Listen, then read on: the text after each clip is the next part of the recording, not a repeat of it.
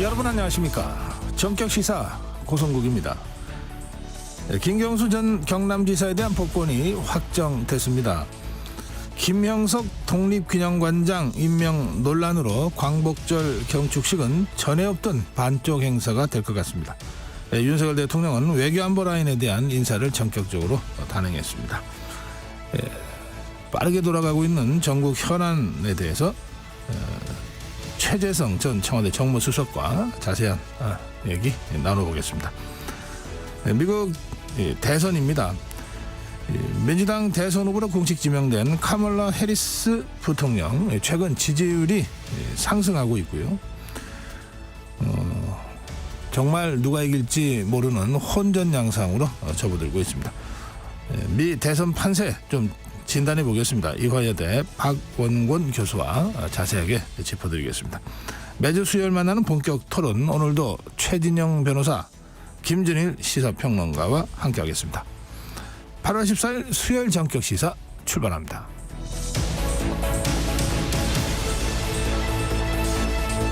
네, 전격 시사는 유튜브 라이브로 생방송 함께 하실 수 있습니다. 문자 참여해 주십시오. 짧은 문자 50원, 긴 문자 100원, 샵 9730으로 들어오시면 됩니다. 콩 어플 무료입니다. KBS 라디오 정치경제사회문화 각종 명품 콘텐츠를 준비해서 지금 여러분들을 기다리고 있습니다. 구독과 좋아요 그리고 좋은 댓글로 여러분 함께해 주십시오.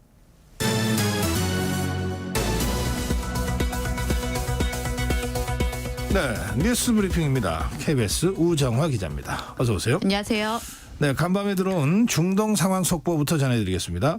마무드 아바스 팔레스타인 자치정부 수반이 이란이 몇 시간 내로 이스라엘에 대한 보복을 결정할 수 있다, 이렇게 말했죠? 네, 이 이란의 공격이 임박했다는 소식은 이 시간에도 지금 계속 전해드리고 있는데, 이제 이 구체적인 시점을 가지고 계속 이야기가 나오고 있는 것 같습니다.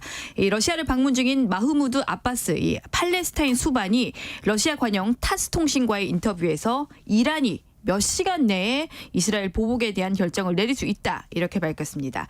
일단 아바스 수반은 이런 입장에 대해서는 근거나 배경은 정확히는 밝히지는 않았는데요.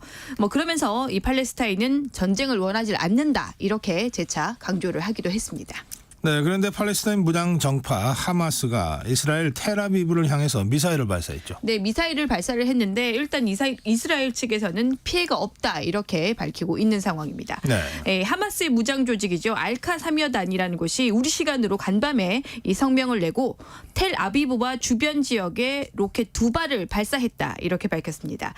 이스라엘군은 가자 지구에서 발사된 발사체가 이스라엘 중부 해상에 떨어졌고 또 다른 발사체 하나는 이스라엘 영토로 들어오지 않은 걸로 파악이 됐다, 이렇게 설명을 하고 있습니다. 네. 전면전이 임박했다는 징후가 다시 한번 나오고 있는 상황입니다. 네. 정부가 광복절을 맞아서 복권 특별 사면을 단행했습니다. 관심을 모았던 김경수 전 경남지사 복권 최종 확정됐습니다. 네, 이 지난 19대 대선이었죠. 이 불법 댓글 작업을 통해서 이 여론을 조작한 혐의로 지난 2021년 7월 대법원에서 징역 2년을 확정받았던 김경수 전 경남지사가 말씀하신 대로 최종 복권이 됐습니다. 문학의 블랙리스트 사건의 이 조윤선 전 문체부 장관도 역시 이번에 복권이 됐습니다.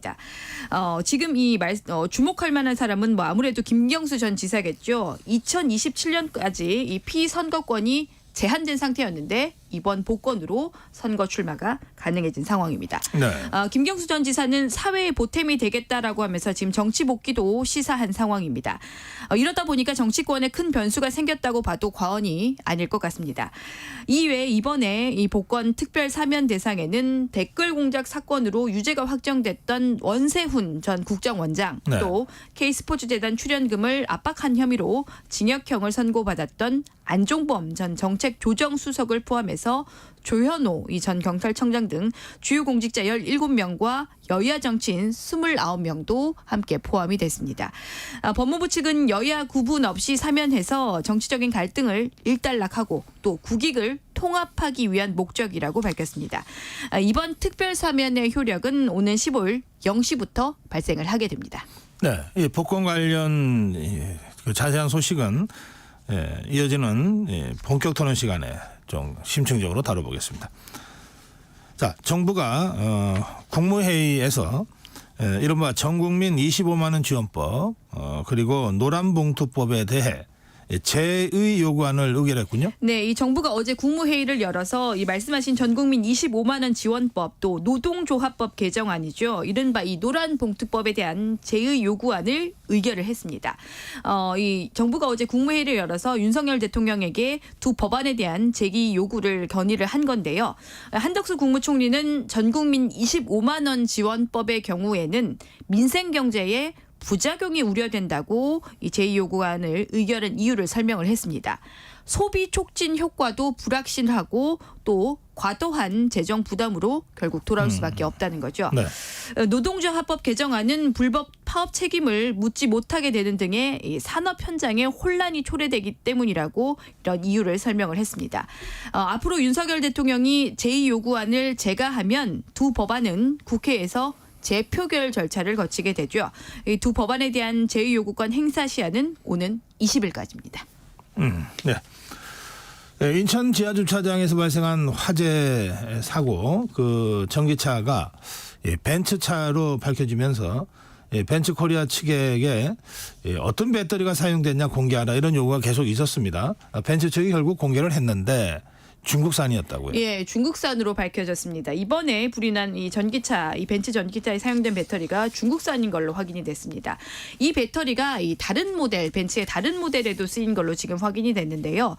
인천 지하주차장 화재 이후 이 12일 만에 벤츠 코리아 측이 결국 공개를 했습니다. 다른 제조사 업체들도 공개를 하는데 왜 공개를 안 하느냐 이렇게 소비자들의 항의를 계속 받았는데 뒤늦게 지금 공개를 한 겁니다. 이번에 불이 난 벤츠 전기차의 배터리는 중국의 파라시스사라고 하는 곳에서 제조를 한 거였습니다. 말씀드린 대로 벤츠 다른 모델에도 들어가 있는 걸로 지금 확인이 되는데요. 네. 벤츠 전체 전기차 8개 차종의 16개 모델을 보니까 이번에 불이 난 중국 파라시스사의 배터리가 들어간 차량은 모두 5개 모델이었습니다. 나머지 8개 모델에는 중국의 CATL이라고 하는 이 제조사의 배터리가 들어갔고 나머지 3개 모델에는 한국 업체 배터리가 사용이 되고 있었습니다. 벤츠코리아는 오늘부터 이 전국의 서비스 센터에서 전기차 무상 점검을 실시한다고 밝혔습니다. 먼저 이 불이 난 중국 파라시스 배터리가 들어간 5,500여 대를 먼저 좀 점검을 하고 나머지 13,600여 대 정도는 다음 달부터 이 전기차 점검을 실시한다는 계획입니다. 이 벤츠는 독일 차로 제가 알고 있는데 어떻게 배터리는 전부 중국 거를 썼는지 모르겠네요. 자, 다른 전기차 업체에서도 배터리 정보를 공개하겠죠? 네, 이 국토부가 이 제작 판매사에 이 배터리 정보를 권고를 한 상황입니다. 그래서 14곳 중에서 지금 11곳이 이미 공개를 했거나 공개를 앞두고 있는데요. 아직 공개를 안 한 곳이 이 테슬라, 또 GM사, 이 폭스바겐 그룹입니다. 네. 이들은 이 본사와 협의 후에 최종 결정을 한다. 이런 일단 방침인데요.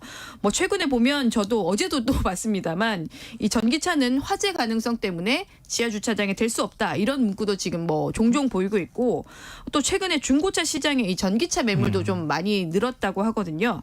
지금 이 화재가 난 이상 또 한 번 이런 일을 겪지 않기 위해서 이렇게 좀 모두가 관심을 가질 때 정비할 필요가 좀 있어 보입니다. 네. 파리올림픽에서 금메달을 딴 직후에 작심 발언을 했던 안세영 선수. 이번 달 개최되는 국제대회에 모두 불참하기로 했군요. 네, 아무래도 이 말씀하신 이 작심 발언에다가 이후에 또 협회에서 적극적으로 반박을 했었죠. 이후에 또 선배들, 이 관련 이 종사자들의 발언 등등 여러 일들이 며칠 새 좀 한꺼번에 있었습니다. 이런 부담도 좀 적지 않게 작용을 한 거 아닌가 이런 해석이 지금 나옵니다. 파리올림픽 배드민턴 금메달리스트 안세영 선수가 이번 달 출전이 예정됐던 국제대회에 모두 불참하는 쪽으로 결정을 내렸습니다. 네. 이 안세영 선수는 소속팀 삼성생명을 통해서 국제대회 불참 의사를 대한 배드민턴 협회에 전했습니다. 소속팀에서 이 협회 측에 전달한 진단서를 보면 오른쪽 무릎 또 왼쪽 발목에 부상이 적혔는데 4주 정도 이 휴식이 필요하다는 내용이 적힌 걸로 알려집니다. 안세영 선수가 이번에 불참하는 대회는 이번 달에 열리게 되는 일본 오픈 또 코리아 오픈인데요. 원래 두 대회 모두 이 디펜딩 챔피언 자격으로 뛸 예정이었습니다. 명목사명이 불참 이유는 앞서 말씀드렸던 진단서에 무릎 또 발목 부상이지만 안세영 선수 이런 부상이 있고도 이번에 올림픽에서 금메달까지 따냈었죠. 그래서 말씀드린 대로 이번에 이 불참 결정이 작심 발언 또 그 이후에 이어진 이 후폭풍 때문에 이 불참을 결정한 게 아니냐 이런 해석이 지금 계속 나오고 있습니다. 네, 어느 챔피언이나 다 디펜딩 챔피언 대회는 좀 각별한 의미가 네. 있는데 안세영 선수 결국 두 대회 모두 불참하는 결정을 내렸군요.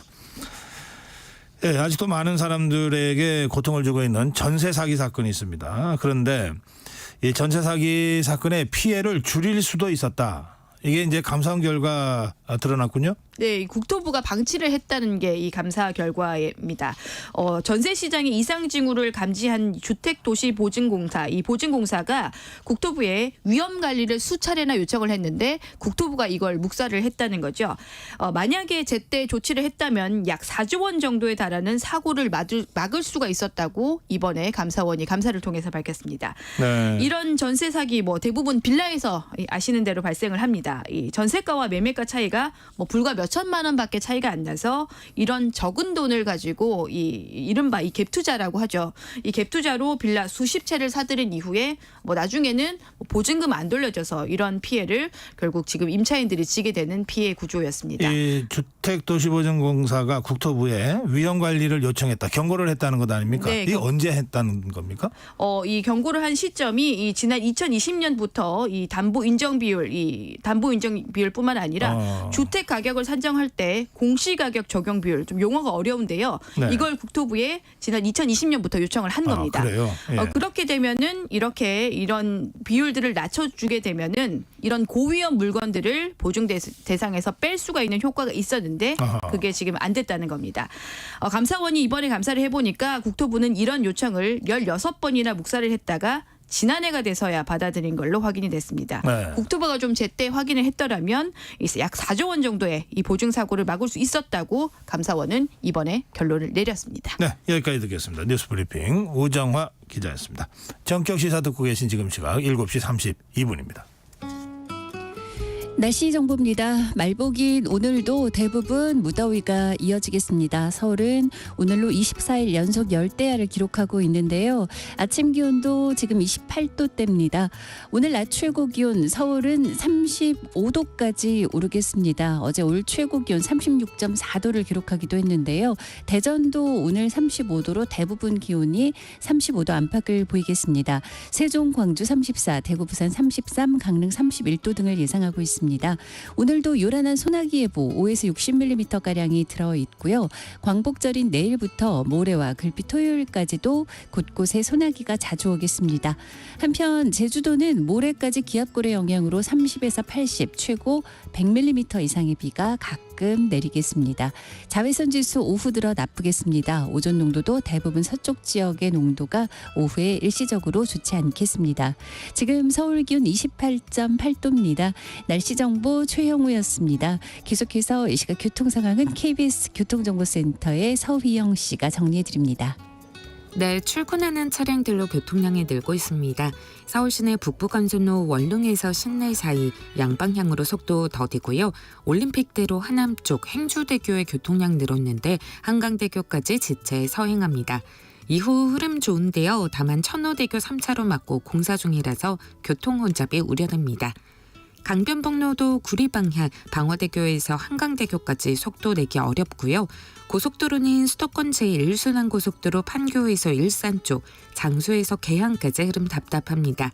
같은 방향 경기 동쪽에서는 구리에서 상일까지 막힙니다.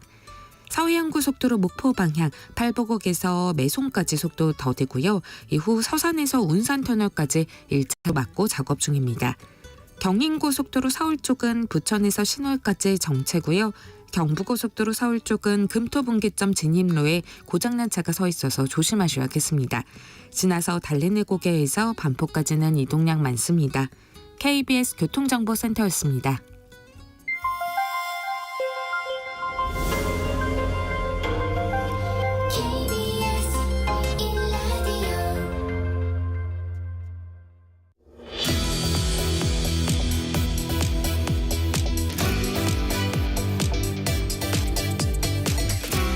전 세계가 관심을 갖지 않을 수 없는 미국 대통령 선거입니다. 그런데 미국 대통령 선거가 혼전의 혼전을 거듭하고 있습니다. 정말 누가 차기 대통령이 될지 정말 아무도 모르겠다. 뭐 이런 얘기가 아마 정확할 겁니다. 미국 대선 상황 한번 짚어보겠습니다. 이화여대 박원곤 교수 전화로 연결하겠습니다. 교수님 안녕하세요. 예, 안녕하세요. 네, 이 뭐 교수님도 모르시겠습니까? 누가 될지? 그 미국 정치를 연구하는 사람들에게 가장 곤혹스러운 질문부터 주시는데요. 조금 더 확실하게 말씀드리려면 9월 말 정도 되면 윤곽이 네. 나올 거라고 생각이 됩니다. 지금은 일종의 예. 컨벤션 효과이기 때문에 아직은 네. 좀 거품들이 많이 있다고 생각합니다. 그럼 9월 말에 다시 교수님 모시면 그때는 좀 예측을 좀 해주시기 바랍니다. 예, 예. 자, 지금 대선 상황을 그래도 이모저모 짚어주시면 우리 청취자들께서 판단하시는 데 도움이 될 것 같습니다. 예, 여론조사가 계속되고 있잖아요. 예, 예. 여론조사 추이를 좀 정리해 주실까요? 가장 최근 나온 여론조사를 보면 우리가 미국 대선 여론조사를 두 가지로 봐야 됩니다. 하나는 전국적 지지도, 그리고 사실 그보다 더 중요한 거는 이제 많이들 알고 계시는 이른바 경합주. 네. 미국 대선은 결국 경합주 한 6개 주에서 결정이 나니까요. 그 두 여론조사가 중요한데 제가 가장 최근 걸 찾아봤더니 라무센에서 8월 8일 날 한 거를 보면 트럼프가 전국 단위에서는 여전히 해리스를 한 5포인트 이긴다. 근데 문제가 또 다른 여론조사입니다. 8월 12일 날 모닝 컨설트에서 한 걸 보면 여기서 해리스가 트럼프를 3포인트 정도 이기는 거거든요. 그러니까 아직은 혼전이라고 보면 될 것 같고요. 네. 경합주가 중요한데 경합주에서 전체 추세는 확실히 해리스가 좀 상승세에 있는 것은 맞습니다. 그러니까 세 개 주 미시간, 펜실버니아, 위스콘신에서 트럼프보다 한 4% 정도 지지율이 높이 나왔는데 네. 이게 제가 추세를 중요하다고 말씀을 드리는 게 이전에 바이든 대통령일 경우에는 이 주에서 다 트럼프에 비해서 지지율이 낮게 나왔거든요. 그러니까 이것은 일종의 역전의 모습이 보인다라는 거고요. 그렇지만 또 다른 경합주 예를 들어서 애리조나, 조지아, 네바다 같은 경우에는 여전히 트럼프가 앞서고 있다라고 그런 그 평가가 주입니다.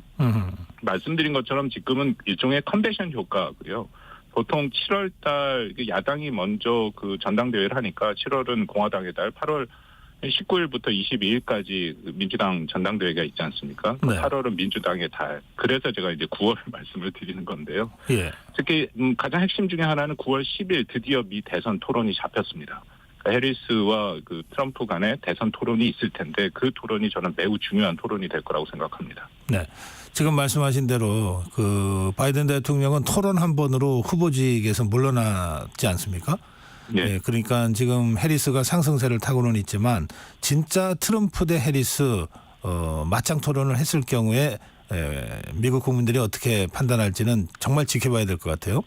그렇습니다. 이게 매우 중요하다고 생각하는 게 글쎄 해리스가 왜 그러는지 의도적이라고 생각을 하는데요. 기자회견을 안 하고 있습니다. 그래요? 예, 기자회견을 안 하고 주로 뭐 어떤 그 정치 이벤트 같은 형식으로 선거 운동을 하고 있거든요. 네. 그러니까 트럼프는 그 부분을 계속 파고들면서 비판을 하고 있죠. 네. 뭐 아시다시피 트럼프는 얼마 전에 자기 별장 말하라고 했고 뭐 한국 시간으로 어저께 그 머스크랑 함께 그 SNS에서 한 2시간 얘기를 하지 않았습니까? 맞아요. 네. 예, 끊임없이 그렇게 기자회견 형식으로 대담 형식으로 노출을 하는데 해리스는 그렇지 않고 있거든요. 아하. 그래서 이번 과연 토론 때 어떻게 나올 것이냐. 제가 좀 조심스러운 게 해리스가 그 지난번에 말실수를 좀 한 적들이 있고 그래서 또 트럼프가 워낙 토론을 뭐 이제 거칠게 하는 사람이지 않습니까? 네. 그런 부분들을 신경을 쓰고 있다라고 생각합니다. 이게 전략적으로 신비 전략을 구사하고 있는 것일 수도 있지만 예. 좀 자신감이 아직 없어서 준비가 덜 돼서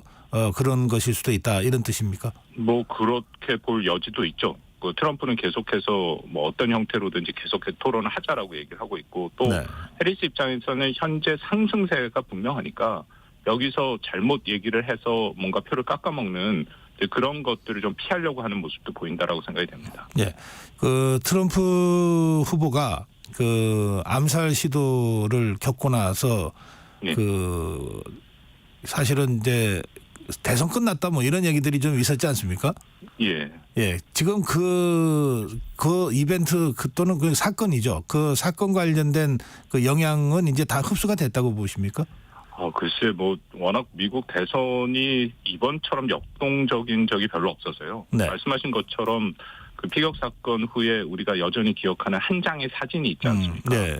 딱 성조기를 바탕으로 손을 네. 든 그 모습, 피를 흘리면서 그걸 보고 저를 포함해서 모든 사람들이 이번 대선은 끝났다 얘기를 했는데 네. 그 다음에 아시다시피 바이든 대통령이 전격적으로 후보를 사퇴하고 해리스가 등장했다. 네. 현재 상황에서 치열하게 전개가 되고 있는데요. 왜냐하면 해리스가 등장한 뒤에 민주당 지지층의 결집이 나타나고 있습니다. 그러니까 아까 말씀드린 것처럼 세계주의 지지율이 극적으로 역전을 했고요. 그리고 호감도를 조사한 걸 보면 해리스에 대한 유권자의 호감도가 지난달보다 10% 이상 상승을 했습니다. 아, 그래요. 네, 그러기 때문에 분명히 상승세는 있다. 예. 근데 아까 말씀드린 것처럼 9월 말을 제가 말씀을 드리는 게 역대 미 대선의 가장 큰 변수로 작동한 연구들이 많이 있는데 우리가 그걸 좀 좁혀서 말씀을 드리면 9월 말에 한 두 가지 정도가 가장 중요하게 볼 지표입니다. 하나는 역시 경제죠. 네. 특히 실물 경제. 조금 더 좁혀서 말씀드리면 갤런당 미국이 워낙 그 기름값에 민감하니까 4달러가 넘냐 안 넘냐 그게 미 대선에 굉장히 큰 영향을 준다라는 아하. 연구 결과들도 꽤 있고요. 네. 또 하나는 이 부분은 조금 달라질 수 있을 것 같은데 현직 대통령의 지지율이거든요.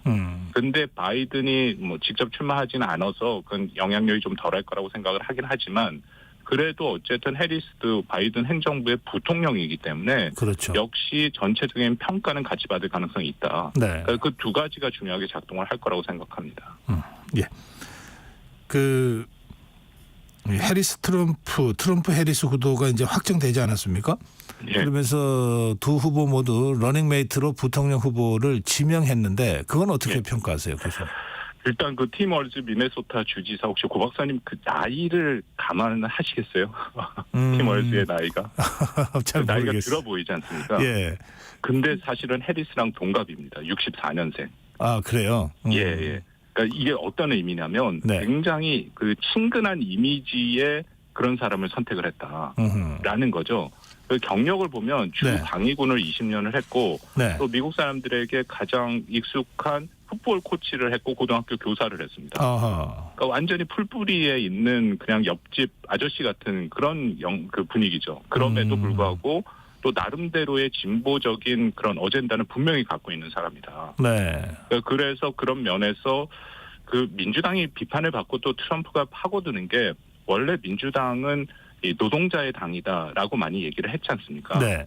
그렇지 않은 모습들이 많이 등장해서 지금 현재 민주당은 이른바 진보라기보다는 어떤 고학력 또 부유층 그리고 트럼프가 비판하듯이 기득권층이라고 얘기를 합니다. 네. 그래서 리무진 좌파라는 얘기가 미국에서 처음에 나온 거죠. 네. 그런데 거기에 비해서 팀 월즈는 전통적인 서민과 노동자 편에 그런 삶을 살아왔고 또 모습을 보이고 있다. 네. 그런 면에서 선택이 됐다라고 생각합니다.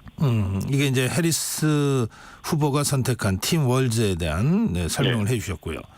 자, 그러면 트럼프 후보가 선택한 벤스요. 예. 이 사람은 어떻게 평가하십니까? 이 사람 좀 복잡합니다. 그 J.D. 벤스 그 유명한 책을 썼죠. 힐빌리의 노래. 예. 그게 영화화도 됐지 않습니까? 제가 조금 너무 신기해서 그 힐빌리의 노래를 최근에 다시 읽었습니다. 읽으면서 왜 이 사람이 도대체 트럼프를 지지했느냐라는 것을 찾으려고 했는데 글쎄 제가 잘못 읽을 수도 있지만 별로 그 책에서는 답이 없더라고요. 그래요. 그러니까 그 의미는 예. 이 사람이 트럼프를 매우 비판했던 사람입니다. 네. 그러니까 미국의 히틀러라까지도 얘기를 했고, 아하. J.D. 벤스는 유명하죠. 그 흑수저로 유명했고, 아주 그 하층의 백인의 하층의 삶을 살다가 오하이오 주립대학 나오고 예일에서 법대 나와서 성공한 그런 사례지 않습니까? 그리고 오하이오주 상원의원까지 갔고, 예. 그래서 쭉 내용을 제가 힐빌리의 노래 자서전 같은 건데 봤더니 여기서 결국은 그 백인 그 하층 백인은 개인의 책임을 계속 얘기하더라고요. 국가가 뭔가 잘못했다기보다는 네. 오히려 국가가 너무 이 복지를 많이 줘서 이 사람들이 스스로의 동기부여가 돼서 일을 못한다, 안 한다. 근데 그런 비판이 많이 나옵니다. 그러면 그거는 공화당의 전통적인 정서에는 부합하는 주장을 하는 거네요. 그거랑은 또 조금 차이가 이게 약간 좀 다릅니까? 그렇긴 한데 예. 그렇다고 또 딱 공화당 편을 들었다라고 보기도 좀 어려운 그러니까 결국 개인의 책임이고 개인이 열심히 좀 해야 된다 그런 내용들이 그래요? 예. 주가 있어서 또 트럼프가 얘기하는 거랑 조금 결이 다르지 않습니까? 트럼프는 자국우선주의고 그렇죠. 트럼프는 늘 말하는 게 이게 결국은 민주당, 기득권 측, 워싱턴, 한국을 비롯해 부유한 국가 책임론을 얘기하는데 이 사람은 그런 게 아니라 미국 개인의 특히 고졸 이하의 백인들의 개인 책임을 얘기하거든요. 네. 분명히 차이가 있습니다. 그렇군요. 그래서 예. 뭐 아직 답을 제가 정확히 볼 수는 없다라고 판단이 됩니다. 근데 다만 한 가지 미국에서 얘기를 하는 게 트럼프가 이른바 트럼피즘이라 해서 자기가 이번에 대통령이 되고 끝나는 것이 아니라 자기가 주장하는 이 핵심 정책과 전략이 계속되기를 바란다. 그렇다면 39살짜리의 J.D. 벤스라는 젊은 사람이 트럼프한테 지금 엄청 충성을 하고 있거든요. 네. 그걸 계속 이어가는데 적합한 사람을 선택했다. 이제 그런 얘기는 나옵니다. 교수님, 예. 그 러닝메이트 경우에 대통령 후보와 부통령 후보가 비슷한 색깔로 가는 게 유리합니까? 아니면 약간 서로 다르면서 보완하는 쪽으로 가는 게 유리합니까? 보통은 보완하는 방향으로 가죠. 네. 당연히 그렇게 될 수밖에 없습니다. 그 기준을 가지고 보면 예. 어느 쪽이 부통령 후보 러닝메이트를 더 효과적으로 선택했다고 평가하시죠? 저는 그 해리스라고 생각합니다. 아하, 예. 왜냐하면 그냥 그 전체적으로 나타나는 분위기도 해리스는 흑인 계통 인도와 흑인이 계통이 여성이고 네. 그리고 우리 말씀을 나눈 같은 경우에는 그 대표 월즈 같은 경우에는 그냥 백인 남성이지 않습니까? 아하. 이제 그것만으로도 이렇게 대비점이 있는 거고요. 네. 그러니까 트럼프 같은 경우는 둘 다 백인인데 훨씬 젊은 사람을 선택을 했다라면 근데 대비되는 측면에서 보완 쪽은 역시 해리스와 팀 월즈 팀이 되겠죠. 그렇군요. 예. 그 트럼프 후보가 먼저 러닝메이트를 선택을 했고 이제 예. 후보 교체된 이후에 해리스 후보가 러닝메이트를 이제 선택을 했으니까 예. 이 트럼프 팀을 보면서 그걸 공략할 수 있는 러닝메이트를 선택했겠네요. 그렇습니다. 근데 참 이거 어려운 선택이었다라고 생각이 되는데요. 네. 해리스 부통령 같은 경우 왜냐하면 이 많이 얘기되는 사람 중에 하나가 펜실바니아 주지사 조지 샤피로가 있지 않습니까? 아, 샤피로 얘기가 많이 나왔죠. 예. 왜냐하면 이 사람이 사실 인기도 굉장히 많고 젊고 또 펜실바니아가 아까 말씀드린 경합주 중에 핵심 중에 핵심이거든요. 아하, 예. 여기를 반드시 이겨야 된다. 근데 펜실바니아 주지사고 펜실바니아에서 인기가 굉장히 높습니다. 그래서 부통령 후보가 될 가능성이 크다라고 얘기했는데 네. 결정적으로 이 사람을 선택하지 않은 이유는 샤피로는 유태인입니다. 아. 해리스 남편도 유태인이죠. 근데 이번에 이 가자 전쟁이 미국 대선에 보통 대외 정책이 미국 대선에 별로 영향을 주지 않는데 이번에는 네. 매우 영향을 줄 수밖에 없는 게 그래요. 예. 미국 내에 있는 아랍 유권자들의 비율이 경합주인 미시간 같은 경우에는 한 28%까지 된다고 알려져 있습니다. 아하, 예. 그렇기 때문에 그들의 표심이 어디로 움직이느냐가 그 경합주 중에 핵심인 미시간의 결과를 나타내는 거거든요. 그렇군요. 예. 그렇다면 아무래도 유태인 같은 경우에는 이스라엘을 특히 샤피로는 이스라엘을 공개 지지를 했습니다. 아하, 예. 그래서 민주당 내에서 이스라엘 지지 갖고 계속 문제가 되고 있는데 이 사람을 부통령으로 선택을 하면 계속 문제가 될 수밖에 없고 예. 또 그 아랍계 미국 유권자들의 더 비판을 받을 수밖에 없다. 이제 그런 고민이 있었다고 그래요. 생각합니다. 예, 보는 분들에 따라서는 미국은 유태인이 다 움직이는 나라다 뭐 이런 얘기도 있습니다만 예. 유태인들이 힘은 셀지 몰라도 선거에서는 다 1인 1표잖아요. 그러니까 머릿수에서는 이 아랍계를 당할 수가 없죠. 그렇습니다. 예, 특히 이런 경합주에서 선거인단 선거는 그 뭉치는 표가 중요하기 때문에 지난번 경선 과정에서도 그래서 그 미시간주에는 말씀드린 아랍권 유권자들이 공화당을 지지하지는 않습니다. 민주당을 지지를 하는데 네. 그 당시에 그 바이든 대통령이 이제 경선에 나왔는데 거기에 대한 불만을 갖고 이 기권하는 운동을 했거든요. 네. 그래서 한 10몇 % 기권표가 나와서 굉장히 민주당이 놀란 적이 있습니다. 아하, 그러니까 예. 그런 식으로 자신들의 표심을 보여주는 거죠. 알겠습니다. 트럼프냐 해리스냐 트럼프냐 최종적으로 그 당선 가능성에 대한 전망 예측은 이제 9월 말에 하기로 우리가 박원곤 교수하고 약속을 했어요. 자, 그러면 이제 두 가지 가능성을 가지고 우리나라에 미칠 영향에 대해서는 좀 미리 검토를 해주시면 좋겠습니다. 예, 그렇습니다. 네. 해리스 부통령 같은 경우에는 이제 대외 정책, 외교 정책이 바이든 행정부와 크게 다르지 않을 것이다. 네. 특히 바이든 대통령이 잘 알려졌습니다. 워낙 외교통이지 않습니까? 그렇죠. 상원의원 오래 했고 또 오바마 행정부 때 부통령을 했고 오바마가 바이든을 부통령 후보로 삼은 이유 중에 하나가 오바마 자신이 대외 정책에 경험이 없어서 네. 그런 거거든요. 그러니까 반드시 확실한 본인의 바이든 같은 경우에는 그 대외 정책에 어젠다가 있었고 전략이 있었다. 네. 근데 해리스는 뭐 지난 3년간 부통령으로 있긴 했습니다만 본인의 어젠다가 크게 있지는 않습니다. 아마 지속성이 클 거라고 생각이 되는데, 근데 그럼에도 해리스의 발언들을 제가 최근에 좀 살펴봤는데요. 네. 뭐 바이든 행정부의 큰 틀에서 계속 비슷한 얘기를 합니다. 그러니까 예를 들어서 동맹을 중시하는 것은 분명하고 나토 네. 지지한다라는 얘기 나오고, 또 우크라이나 전쟁에 대해서 우크라이나 지원하겠다는 계속 얘기 나오고, 또 중국에 대해서는 남중국해와 인권 문제 비판하고 있고 타이완 방어하겠다는 얘기하고 있고, 그런 얘기들은 큰 틀에서 뭐 다르지는 않다라고 생각이 되고요. 네. 뭐 트럼프는 너무 잘하실 것 같아서. 근데 그 교수님, 네. 그 해리스가 우리나라에 와서 DMZ까지 갔던 적도 있잖아요. 그렇습니다. 그러니까 북한에 대해서는 어떤 그 발언들이 있었습니까 최근에? 특별한 발언이 없습니다, 아직은. 예.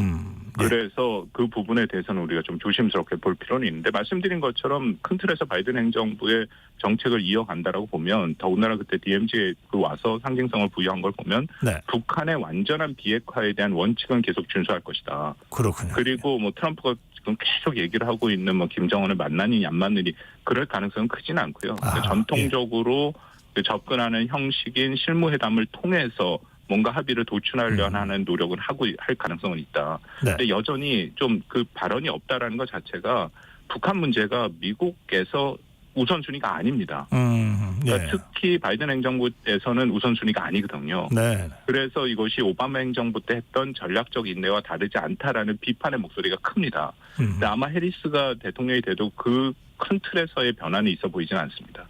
예. 그럼 이제 트럼프가 됐을 경우에는요? 트럼프가 됐을 때는 뭐 명확하게 너무나도 큰 변화라기보다는 2017에서 20년 우리가 경험했던 것을 연장해서 갈 가능성이 크다. 네. 이제 우선적으로 우리 한국의 입장에서는 당연히 방위비 분담 굉장히 민감하게 얘기가 나올 것이고, 그렇다고 일부에서 얘기하는 뭐 주한미군의 완전한 철수라든지 또 미국이 한국에 제공해주고 있는 그 확장 억제 그런 것들을 완전히 철회한다든지 전 그 가능성은 없다고 생각합니다. 네. 왜냐하면 트럼프 입장에서 트럼프가 주장하는 것은 동맹국과 우호국의 좀 표현이 좀 거칩니다만 팔을 비틀어서 비용을 받아내겠다는 거지. 방금 말씀드린 주한미군 철수해버리고 방어 공약을 철회해버리면 더 이상 한국뿐만 아니라 동맹국에 영향력을 줄 수 없거든요. 그렇죠. 그래서 그렇지는 않을 거라고 생각이 됩니다. 근데 다만 뭐 방위비 여러 형태로 비용 부담을 요구할 가능성은 크다. 네. 아마도 제일 관심이 있으신 게 이제 김정은을 다시 만날 거냐 말 거냐인데요. 예.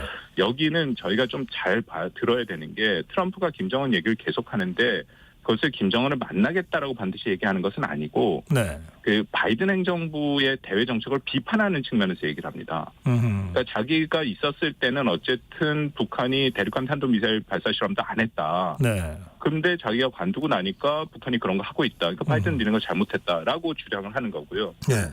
두 번째는 트럼프의 대외 정책의 가장 큰 게 대통령 중심주의, 백악관 중심주의입니다. 그러니까 쉽게 말해서 본인이 모든 걸 했죠. 본인이 모든 걸 했고, 원래 뭐 미국의 대외 정책은 시스템에 의해서 돌아가니까 미 국무부가 해야 되는데 네. 트럼프 때는 그렇지 않지 않았습니까? 그래요. 그러니까 계속 얘기하는 게 친분을 얘기하는 거죠. 김정은, 뭐 시진핑, 푸틴 잘 아니까 내가 대통령 되면 이 문제 다 해결하겠다.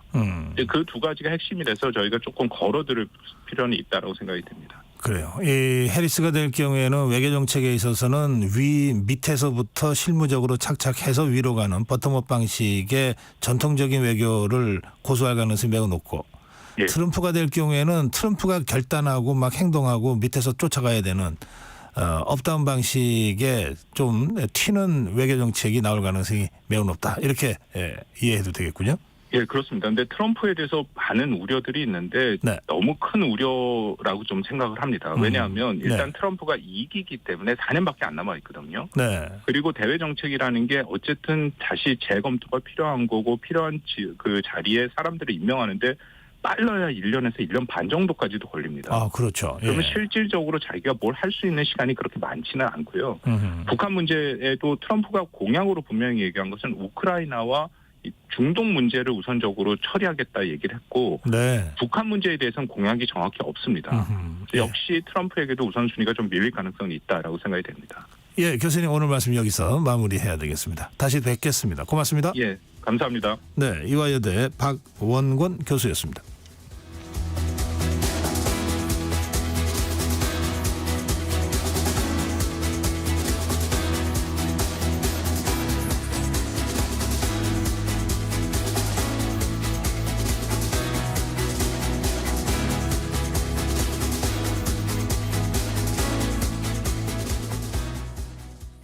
뜻하지 않은 임신으로 출산에 대한 고민을 하고 계신가요?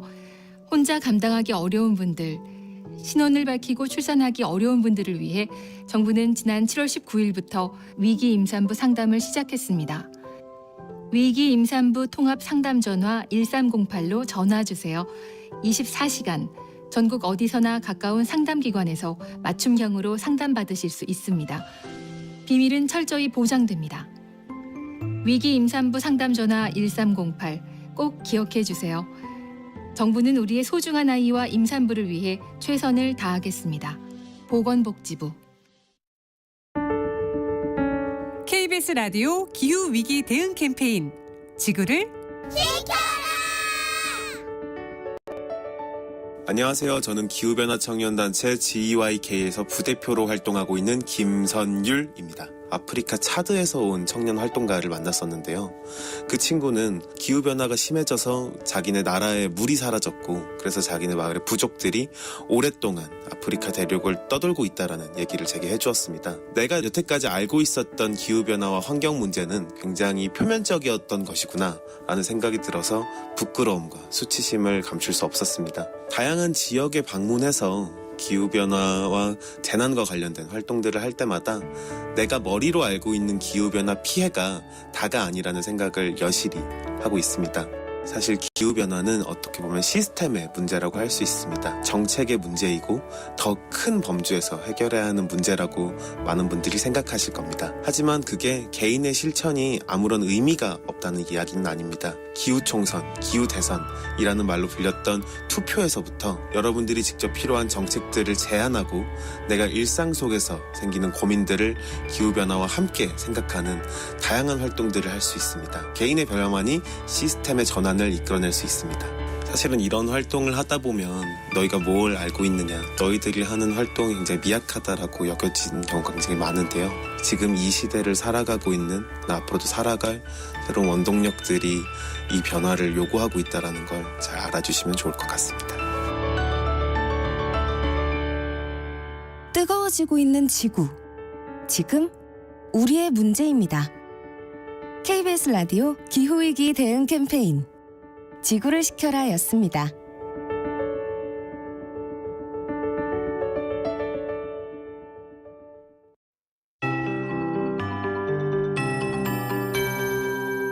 KBS 58분 날씨. 서울은 아침 8시를 앞두고 있는데 이미 기온이 29.5도까지 올라 있습니다. 30도에 육박하는 아침 기온이고요. 오늘로 서울의 연속 열대야 일수는 24일로 기록이 되고 있습니다. 당분간 열대야가 지속이 되면서 특히 서쪽과 해안에 열대야가 자주 반복이 되겠습니다. 어제 서울은 또 올 최고 기온이 36.4도까지 올랐는데요. 말복인 오늘도 서울과 대전이 35도, 세종, 광주 34, 대구, 부산 33, 강릉 31도 등으로 대부분 당분간은 최고 체감온도 35도 안팎의 무더위가 이어지겠습니다.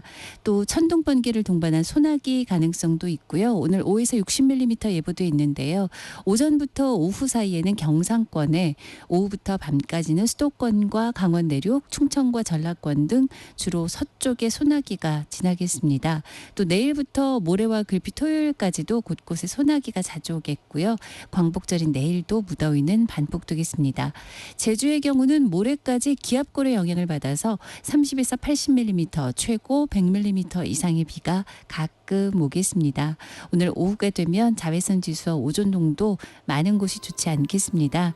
건강관리 잘 해주셔야 되겠습니다. 지금 서울 기온 29.5도입니다.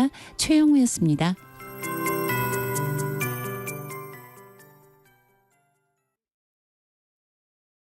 정성을 다하는 국민의 방송 KBS가 8시를 알려드립니다.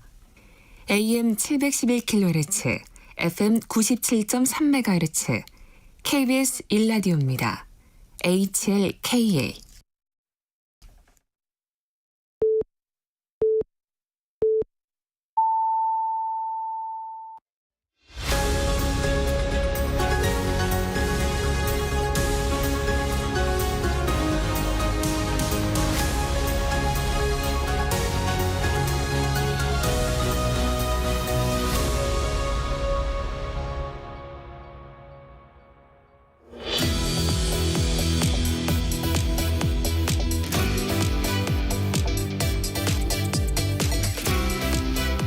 네, 어제 두 가지 중요한 정책 사안이 있었습니다. 하나는 윤석열 대통령이 국방부 장관 김영현 후보자 지명 그리고 신원식 국가안보실장 임명 이런 인사를 했고요. 외교안보 라인의 인사입니다.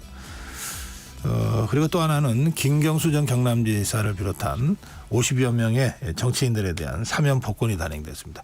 이 중에 핵심은 아무래도 김경수 전 지사의 복권이 될 것 같습니다.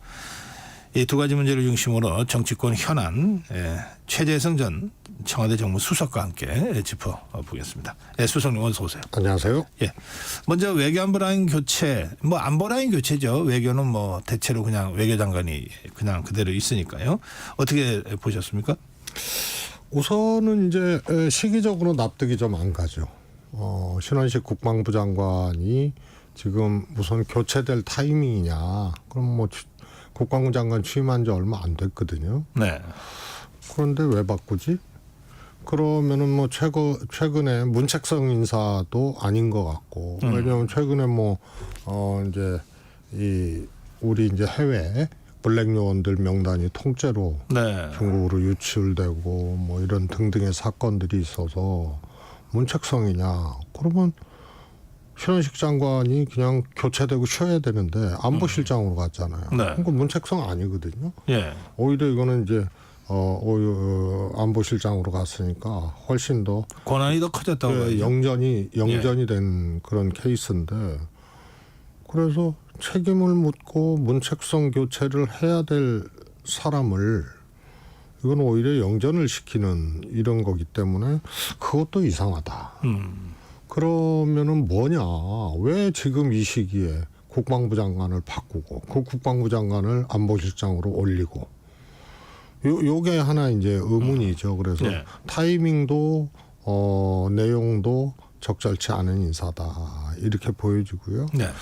그 다음에 이제 경호처장이 국방부 장관으로 가잖아요. 근데 뭐 최상병 사건에서 보지만 경호처장이 이제 등장을 하고 뭐 이러고 있어요. 그리고 뭐 이 정부의 아주 실세라고 이제 경호처장이 일컬어지는 이거는 아마 차지철 경호처장이 의외로 처음인 것 같아요. 네. 그래서 적어도 이제 문민정부 들어선 이후로는 이제 군의 이제 위력, 그 군의 위세 이런 것들이 이제 좀 정상화되고 네. 떨어진 거죠. 과거에 이제 뭐 육사 하나회 중심의 이런 거 쿠데타에서 정권 잡고 그러면은 유신 때 박정희 대통령 때 전두환 대통령 때는 군이 하여튼 엄청난 파워를 갖는 그런 시기에서 이게 이제 문민정부 이후로는 쇠락하죠. 네. 그리고 이제 경호 라인이 정치적인 이제 무게 이런 것들은 이제 전혀 구축하지 못하는 네. 이런 걸로 이제 변화가 되는데 이 김영현 경호처장은 매번 뭔가 대통령과 아주 핵심 인사다 이런 거 최상병 사건에 등장하고 뭐 이런데 국방부 장관으로 가요. 이것도 아마 처음 있는 일 아닌가 싶습니다.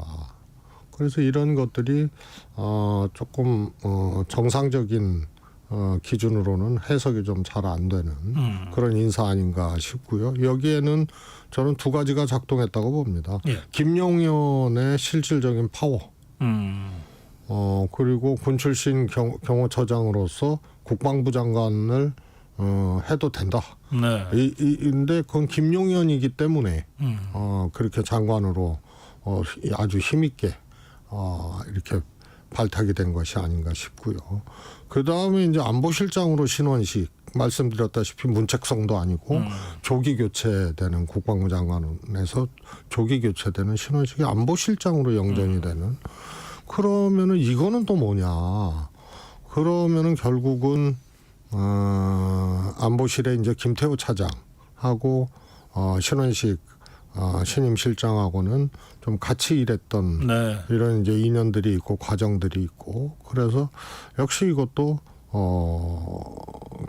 김태효의 일종의 이제 작품 아니냐 이런 이제 두 가지가 작동한 매우 비정상적인 인사 결과 이렇게 좀 보여집니다. 네, 국가안보실 1차장 김태호 1차장의 작품이다 이렇게 그렇게 추측하셨군요. 추측되어지죠. 예. 네. 지금 우리 최재성 수석의 분석대로라면 뭐 국가안보실장은 청문이 없죠. 그렇습니다. 예. 그리고 김영현 국방장관 후보자에 대한 청문은 인사청문은 해야 되는데 청문회가 꽤 시끄러울 것 같으네요. 아무래도 그렇게 될 것 같습니다. 제가 보기에는 이제 뭐 혹자는 이제 차지철의 버금가는 차지철이 생환했다 뭐 이런 얘기도 하고 그러는데요. 우선은 그냥 뭐 실세라서가 아니고 많이 등장을 하잖아요. 경호처장이 국방부 장관으로 이것도 하여튼 굉장히 드문 광경이고, 그다음에 말씀드렸다시피 최병 사건 여기에도 이제 등장을 하고, 또 김건희 여사도 검찰 조사를 경호처에서 받은 거 아니에요? 그래서 이런 등등이 이 정권의 실세이고 뭔가 어떤 일에 이제 많이 이렇게 개입이 돼 있는 이런 이제 흔적들이 있기 때문에 일반적인 업무 수행 능력, 정책 능력, 그 다음에 도덕성 등등 외에 이런 이제 정치적인 어떤 사안들이 작동을 하고 있는 사람이기 때문에 굉장히 그러면 뜨거운 청문회 하루 갖고 안 됩니까? 그건 모르죠. 예. 벌써 3일 청문회가 기록이 세워져 있어가지고 알겠습니다. 말씀하신 그 김건희 여사 조사는 경호처 부속 건물 그래서 조사받은 걸 지금 우리 최재성 수석이 말씀하신 겁니다. 자, 다음 주제로 가겠습니다. 아니, 그런데 이제 안보실장 같은 경우에는 조금 뭐 보수 정권이든 어떤 뭐 민주당 정권이든 안보실장은 사실은 군 출신이 하는 것이 과연 적절하냐. 이게 이제 외교 안보 기능이거든요. 네, 그렇죠. 그래서 안보도 알고 외교도 알고 이런 분이 해야 되는데 참 찾기가 어려워요. 그런데 국방부 장관은 당연히 이제 뭐 군 출신이 하는데 이것도 미국 같은 경우는 그렇지가 않잖아요.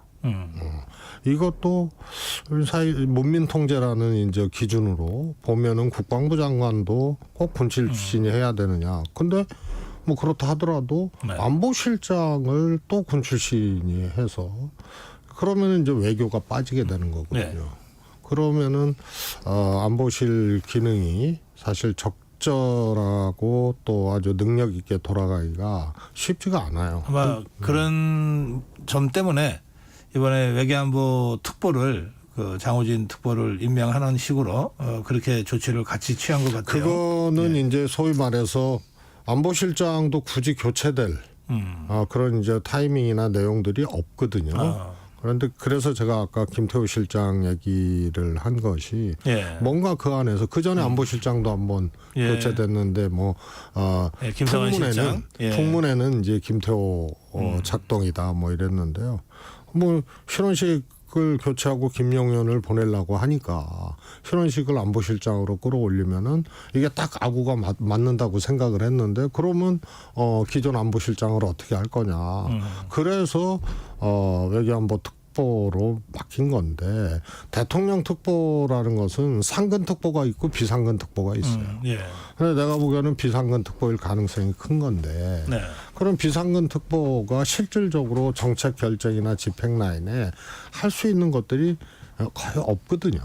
그래서 이것은 그냥 소위 말해서 특보라는 그 이름 자체가 갖고 있는 뉘앙스나 개념 이런 정도 이상도 이하도 아니기 때문에 그게 보완적 기능 내지는 균형 있는 어떤 역할 분담 뭐 이런 것으로 작동하기 어려운 것이 특보죠. 알겠습니다. 인사 얘기를 하다 보니까 좀 시간이 많이 갔네요. 이번엔 복권 얘기 좀 해보겠습니다. 어떻게 보십니까? 김경수 전 경남지사 복권. 뭐 김경수라는 사람은 그냥 복권 당한 거 아니에요. 네? 복권 당했어요. 그리고 공교롭게 그 전에 사면도 가석방 불원서를 김경수 지사가 냈거든요. 감옥에서. 왜냐하면 뭐 5개월 남았는데 만기 나오겠다 사면시킨다고 그러고 그리고 이명박 대통령이 끼어넣기 같고 그래서 뭐 대통령의 사면은 정치인의 경우에는 하여튼 여야 균형을 좀 맞추려고 노력하는 게 기본적인 거거든요. 여당 인사만 할 수가 없잖아요. 그래서 뭐 굳이 표현하면 뭐 균형 맞추기 차원에서 김경수였는데 끼워넣기라고 이제 하는 거죠. 그래서 과석방도 불언을 했고, 그다음에 복권에 대해서는 본인은 뭐 가만히 있는데 복권 당한 거예요. 그리고 지난번에 사면 당한 거고. 그런데 세상이 시끄러워졌어요. 완전히 뜨거운 감자가 됐어요. 거기에는 이제 이재명, 한동훈 이 두 대표의 스탠스, 반응 이런 것들이 더 가열을 시켰다. 네. 그래서 뜨거운 감자가 복권 김경수 복권 문제가 뜨거운 감자가 되는 데는 이 두 대표의 역할도 있었다. 사실이 어떻든 간에 이재명 지사가 적극적으로 복권을 요청했느냐, 혹은 안 했느냐, 뭐 이런 게 이제 한간에 논란이 되고 진실 공방도 지금 되고 있고. 어느 쪽일 것 같습니까? 그건 잘 모르겠어요. 그러나 뭐 여러 차례 직간접적으로 했다 이런 말씀을 하셨는데 네. 여러 차례는 그거는 아닌 것 같아요. 여러 차례는 최소한. 그리고 이제 박찬대 원내대표가 내가 했다 그런 거 아니에요. 내가 했다.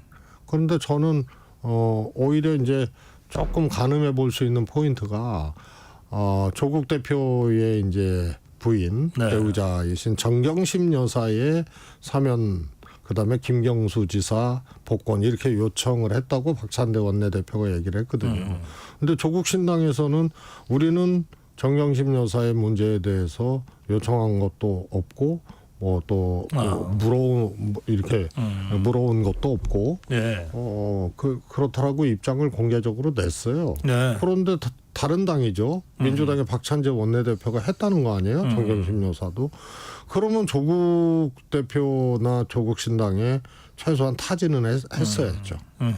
그런데 타진도 안 하고 정경심 여사 사면을 요청을 했다? 이것도 굉장히 그냥 오지랖이라고 봐야 됩니까? 납득이 그러니까 진실 공방에 오히려 뭐라 그럴까요? 조금 이렇게 아우뚱하게 되는 그게 특히 정경심 여사의 문제. 김경수, 정경심 여사 이렇게 요청을 했다라고 얘기를 하는데 조국 신당에서는 우리한테 물어온 적도 없고 우리가 의견 준 적도 없다.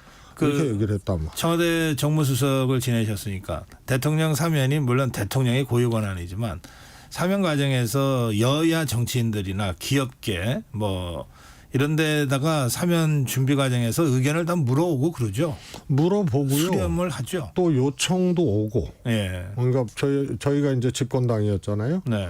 그러면은 이제 야당 지금 국민의힘 그쪽에서도 요청도 오고 뭐 이렇죠. 박근혜 대통령 같은 경우 뭐 이명박 대통령 같은 경우 요청이 막 오죠.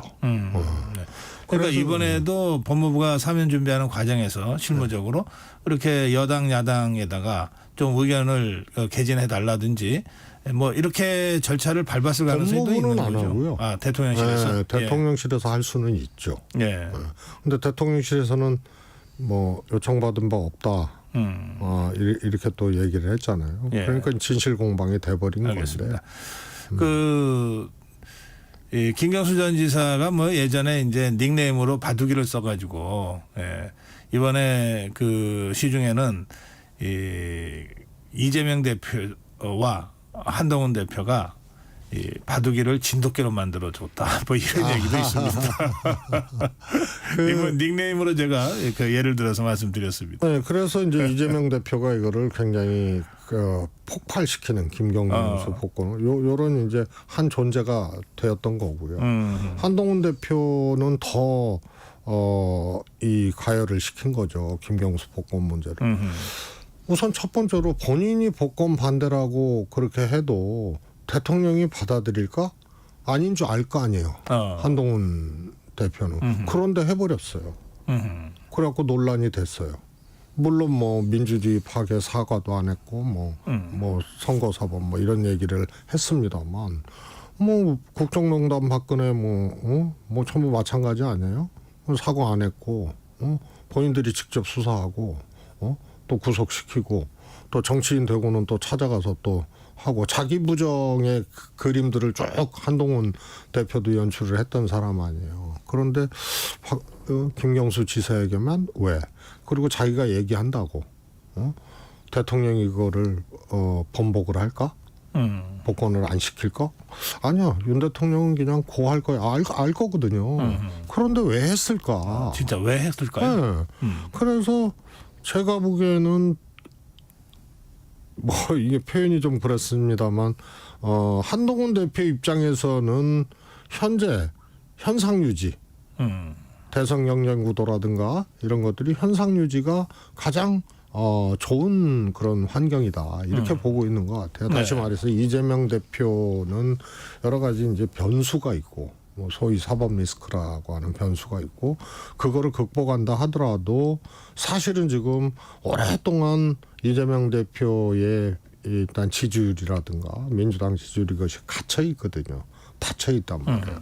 그래서 이거는 비호감이나 이런 것들이 굉장히 두텁고 세게 형성돼 있다는 얘기거든요.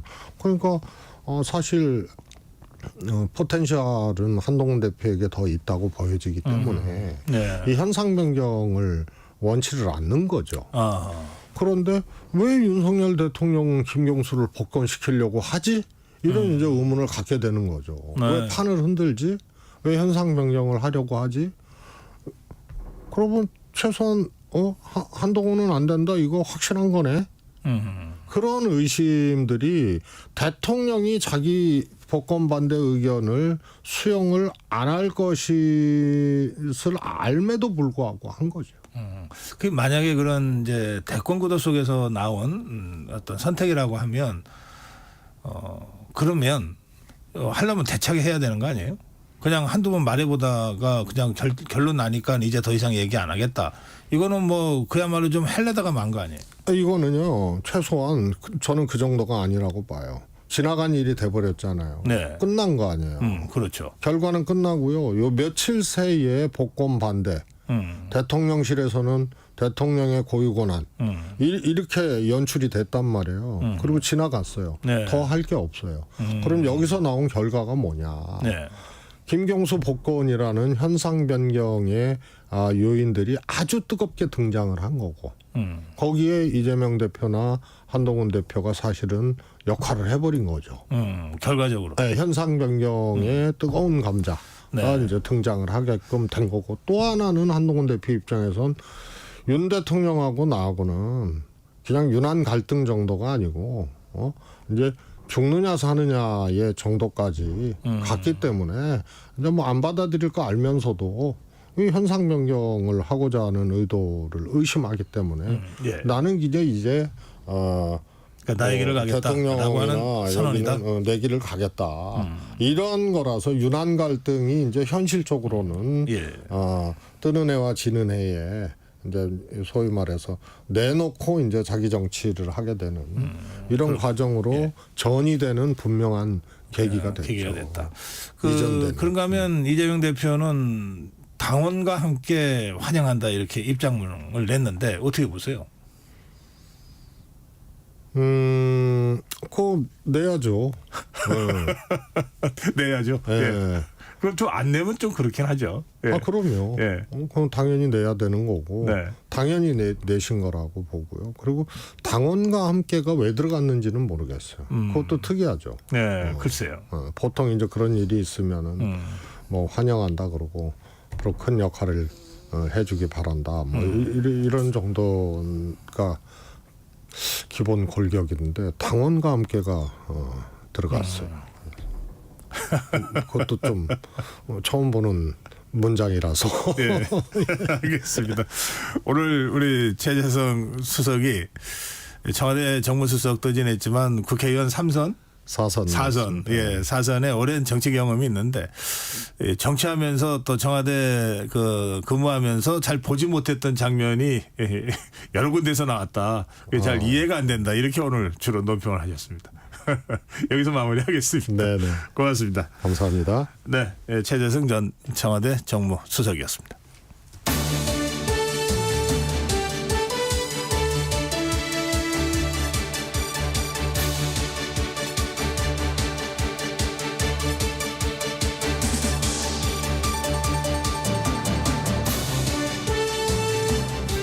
네.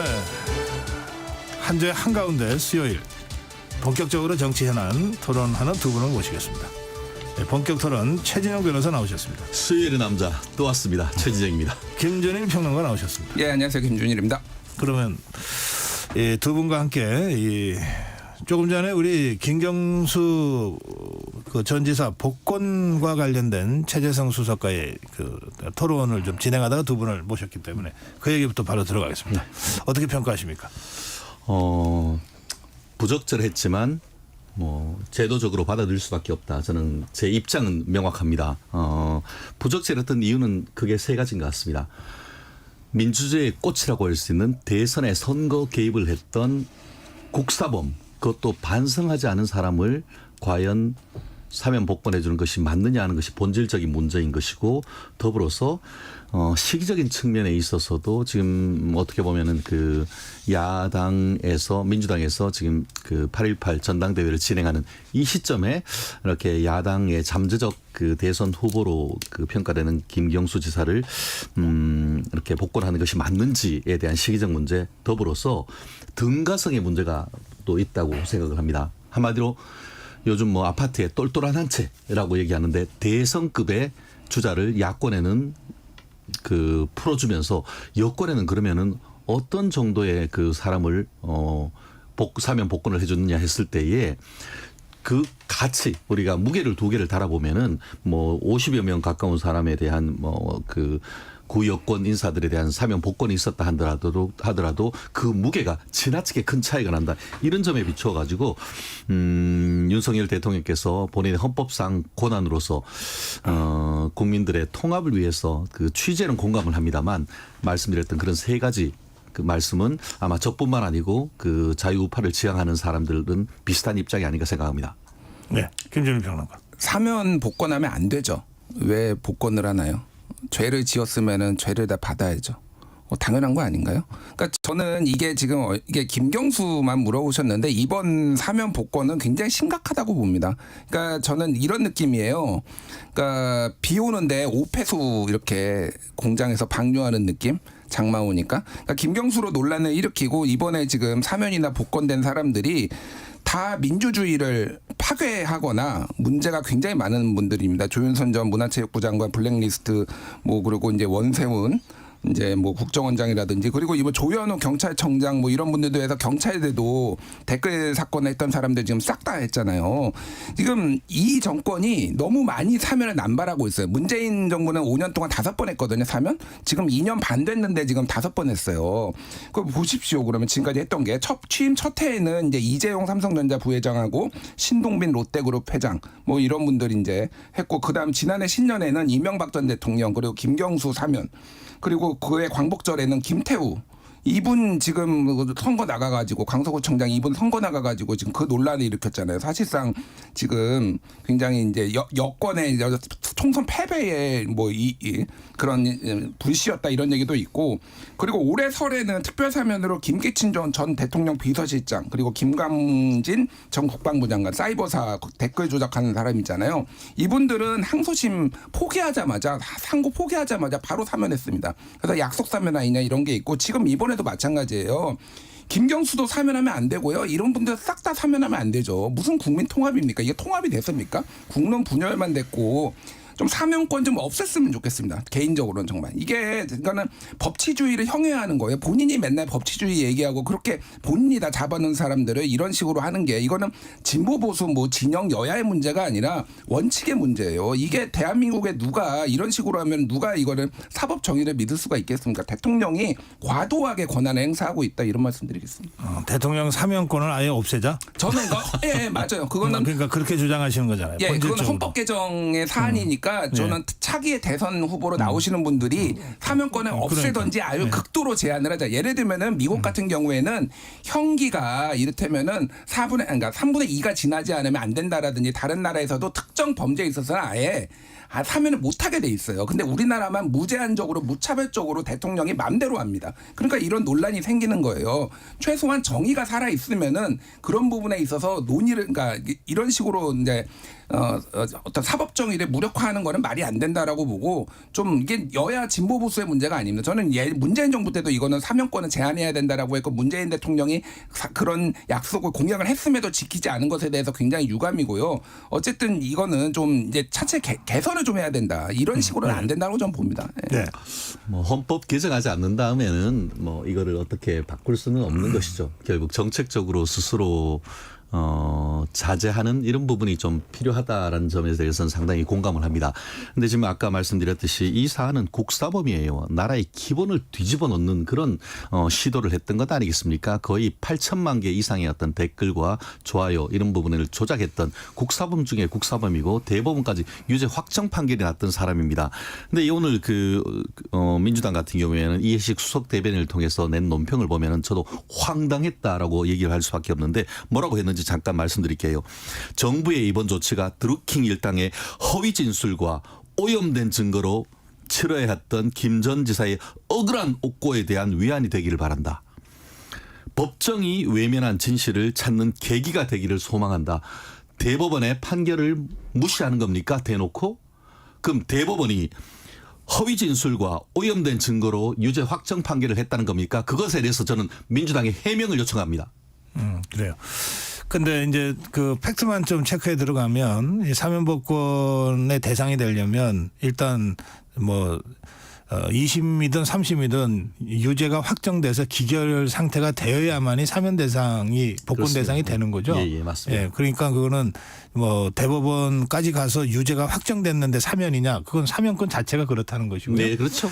그다음에 미국 사례를 들어서 우리 대통령 사면권이 너무 남발되고 오남용되는 측면이 있다 그랬는데 실제로 뭐 가석방 경우에도 다 요건이 있죠. 그럼요. 그리고 지금 이번에 사면된 또 복권된 사람들은 다 어떤 형태로든 형기를 마쳤거나 유죄를 다 확정된 사람들이고 유죄 확정되고 형기를 거의 다 마쳤고 했던 분들이죠. 그리고 지금 이렇게 된 거죠. 그러니까 우리 경우에도 사면을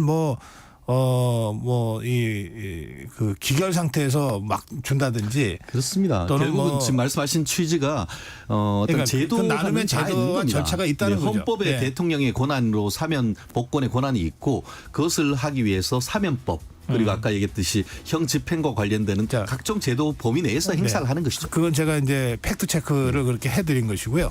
예, 잠시 쉬었다가 다시 계속하겠습니다.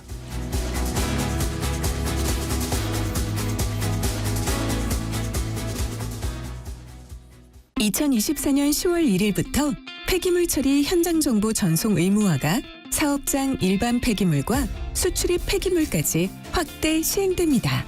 사업장 폐기물의 올바른 처리와 안전하고 투명한 관리를 위해 꼭 기억하세요.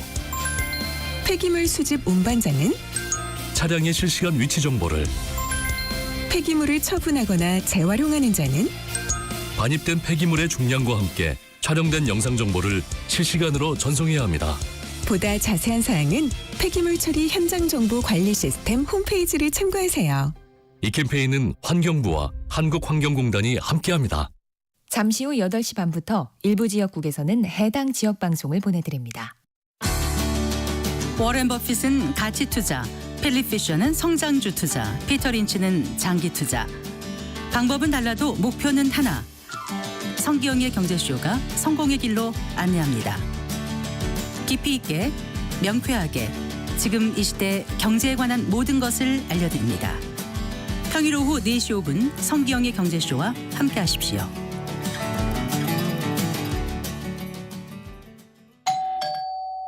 편지 왔습니다. 퇴근길 지친 당신에게 힘이 되는 뉴스를 전해드립니다.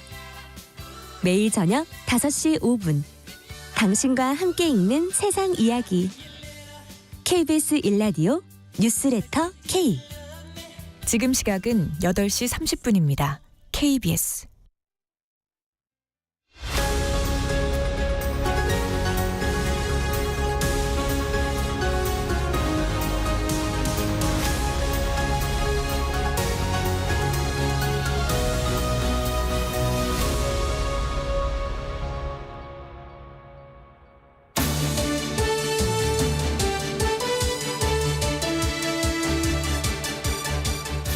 이 대통령 8.15 특사와 관련해서 두 분의 토론이 아주 뜨거워서 사명권을 없애자는 얘기까지 사실은 나왔기 때문에 사실은 이거는 대선 때마다 여야 대선 후보들이 좀 제한하겠다, 엄격하게 하겠다, 뭐 이렇게 공약도 내세우고 그랬던 거 아니에요? 그렇죠. 예, 그러니까 이거는 앞으로 우리가 좀 함께 고민하고 풀어가야 될 문제라고 생각합니다. 아까 김준일 평론가 말씀하신 대로 이건 여야를 떠나서 누가 어느 쪽에서 집권을 하고 대통령이 되건 이 문제는 좀 국민적 공론을 통해서 한번 정리해 가자, 이런 문제 제기로 좀 정리해 놓고 다음 주제로 가겠습니다.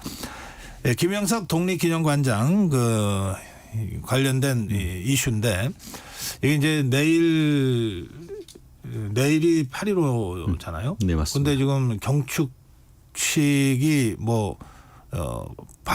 반쪽까지는 아니겠죠. 그냥 일부가 지금 불참하는 식으로 지금 가고 있는 상황까지로 지금 나가 버렸습니다.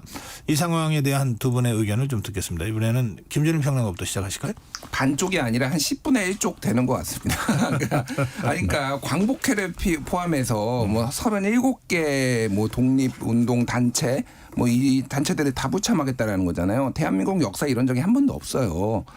그러니까 왜 이렇게까지 이 정부는, 윤석열 정부는 해야 되고 대통령은 이렇게 밀어붙여야 되느냐. 이게 그러니까 김영석 독립기념관장 한 명의 문제가 아니에요. 최근에 이제 경향신문이 이제 분석을 한 거를 보면은 뉴라이트 계열 이제 역사 인식, 역사 문제와 관련된 이 기관장이나 그 이사회에 뉴라이트 계열들이 정말 많이 들어갔다라는 거잖아요. 이를테면 한국학중앙연구원, 국사편찬위원회, 동북아 역사재단, 진실화해를 위한 과거사 정립위원회, 국가교육위원회, 독립기념관, 독립운동 품격 국민공감위원회, 국가기록관리위원회 이런데 지금 다 들어가 있다라는 거예요.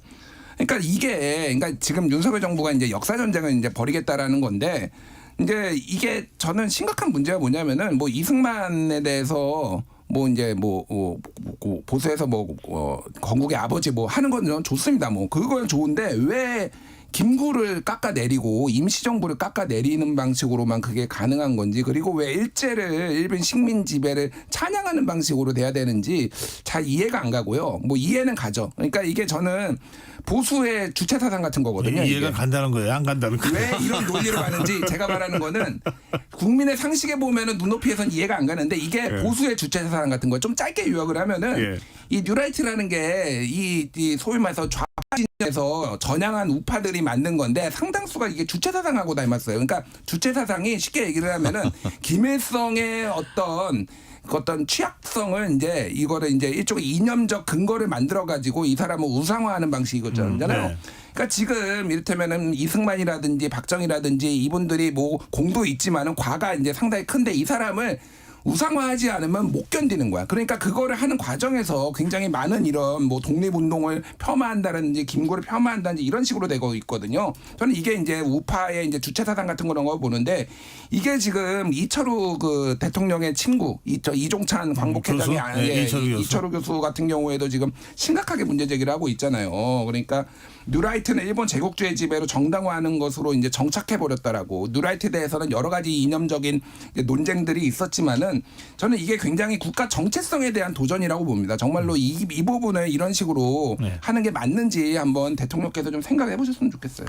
역사 논쟁을 이 짧은 시간에 다 할 수는 없습니다. 그렇지만 지금 현재의 어떤 정치적인 맥락에 보면은 8.15가 다가왔더니 또 민주당에서 반일 죽창가가 또 나오는 것 같습니다.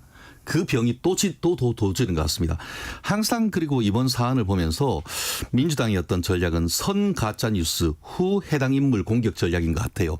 마치 지난 대선 3일 직전에 윤석열 후보가 대장동 사건의 몸통인 것 마냥 이 신앙님 김만배가 가짜뉴스를 만들어서 배포를 하고, 그것을 민주당과 이재명 후보가 4,500만 문자를 보내는 것과 똑같은 얘기라고 봅니다. 실질적으로 지금 김영석 독립관장 같은 경우에도 본인은 뉴라이트와는 직접적인 관계가 없다라고 인터뷰를 하고 있고, 더불어서 실제로도 보면은 그와 같은 행적을 찾기가 어렵단 말이에요. 그리고 임명 절차도 결국 5명의 공모를 통해서 적법 절차를 통해서 다 정했던 건데, 그런데 아까 말씀드린 것처럼 건국절을 지금 현 윤석열 정부에서 추진합니까? 그렇지도 않고 그 김영석 그 독립기념관장이 뉴라이트라고 하는 객관적 증거가 있습니까? 아무런 증거가 없습니다. 그런데 가상의 헛개비를 띄워놓고 그거에 사람을 끼워 맞춰가지고 사람을 어떻게 보면 재단하는 이런 명예훼손적 행위를 하는 것에 대해서는 엄중한 어떤 그 처벌이 그 어떻게 보면 사법적 처벌이 좀 필요하다고 생각을 하고 말씀드린 것처럼 아까 10대 어떻게 보면 10분의 1과 10분의 9로 나뉘었다고 하는데 저는 어떻게 봤을 때 그 10분의 9가 그대로 윤석열 정부 그 독립 기념 광복절 행사에 오고 안 참석하는 것은 10분의 1에 부족은 불과하다고 합니다. 국민적인 전체 포션으로 봤을 때 그렇기 때문에 이런 식으로 해서 민주당이 이때다 싶어서 국민을 갈라치기 할 것이 아니고 이 상황 속에서 제대로 팩트를 확인한 다음에 팩트가 아니면 이제서라도 민주당이 오히려 이종찬 광복위원장 그 광복회장을 잘 그 설득해 가지고 내일 정말 그 정부가 그 하는 광복절 기념 행사에 참석하도록 하는 그런 역할이 오히려 민주당의 역할이어야 된다고 봅니다. 아니, 그러니까 이거는 반론을 안 할 수가 없나 짧게 할게요. 그러니까 만물 민주당 배후 소리입니다. 그러니까 이종찬 광복회장도 지금 민주당이 그러면 배후 조종하고 있고 뭐 38개 독립운동 단체들도 다 민주당이 배후 조종해서 아무런 그분들은 지성도 없고 판단 능력도 없어가지고 민주당이 시키는 대로 지금 가는 건가요? 그러니까 이게 논란이 되니까 논란이 되는 거고 이분이 뉴라이트라고 본인이 주장을 안 한다고 하더라도 이분이 그동안 해왔던 말들이나 행적들이 그러니까 구체적으로 그것을 들이대란 말이에요. 그러니까 구체적으로 아무런 증거도 못 내지 않습니까? 그러니까 저는 이분은 뉴라이트 중에서는 조금 소위 말해서 이제 순한 맛이라고 생각을 해요. 개인적으로는 매운 맛은 아니고요. 그러니까 뭐 김구는 테러리스트다 뭐 이런 주장하시는 분들은 아니니까. 근데 기본적으로 독립운동 관장에 독립기념 관장에 안 어울리는 분이 안 맞는 분들이에요. 그러니까. 여기에는 그 기관에 맞는 사람이 가야 됩니다. 지금 인권위원장도 지금 안창호 지금 논란이 되고 있잖아요. 그러니까 인권위원장에는 인권을 생각하는 사람이 가야 되는 거고 환경부 장관에는 환경을 생각하는 사람이 가야 되는 거고 독립기념관장에는 독립에 대해서 전문성이 있고 좀 그런 그 본인의 신념이 있는 사람이 가야 되는 게 맞습니다. 그런데 일본 국민이었다 식민 시대는 그거는 일단은 임시정부 자체를 이제 부정하는 거잖아요. 물론 이제 본인의 소신이 있고 뭐 학문적으로 그렇게 얘기를 할 수 있지만은. 이 정도로 논란이 되고 그러면 자진 사퇴하는 게 맞죠. 지금 이거를 다 무슨 가짜 뉴스라고 말씀하시는데 뭐가 가짜 뉴스인지 모르겠고 본인이 면접에서 일제 시대 때 우리는 일본 국민이었다 이렇게 얘기를 했잖아요. 이게 뭘 지원했다라고 지금 말씀하시는 거예요? 제가 그러면 일제 시대 때 법적인 측면에서 그 어떻게 보면 일본법이 한국에 적용이 그 조선 땅에 적용이 됐기 때문에 법적인 측면에서 얘기하는 것을 마치 앞뒤 다 떼버리고 일본 식민이었다 이렇게 얘기한다는 것 자체가 사실관계를 오도한다는 것이고 말씀드렸듯이 그렇다고 하면은 회장이 사실은 이 그 독립기념관장 관련해 가지고 공모 절차를 할 때에 그럼 본인이 직접 관여를 했었어야죠. 그런데 지금 보면은 그 광복회장 이종찬 회장이 그 지금 그 성함은 기억 안 납니다만 이 공모위원회 하는 그 것에 대해서 자기는 귀도 안 들리고 하니까 당신이 하세요라고 했다고 합니다. 그리고 좀 전에 말씀드린 것처럼 독립기념관장 5명 공모를 했습니다. 지금 말씀하신 것처럼 거기에서 이종찬 위원장이 사실상 추천을 하고 낙점했던 사람은 꼴등이 돼요. 꼴등. 거기다가 지난번에 뇌물까지 받아가지고 형사처벌까지 받은 전력이 있었던 것이고 실제로 이 독립기념관과 관련되는 문제에 질문했을 때 다른 사람은 제대로 대답조차 못했다는 거예요. 그렇기 때문에 지금 김영석 독립기념관장이 전체적인 것을 봤을 때 1등을 했고 그 과정에서 마치 뭐 윤석열 대통령이 뭘 알고 했다고 하는데 윤 대통령은 김영석 독립기념관장과 일면식도 없다는 사람이에요.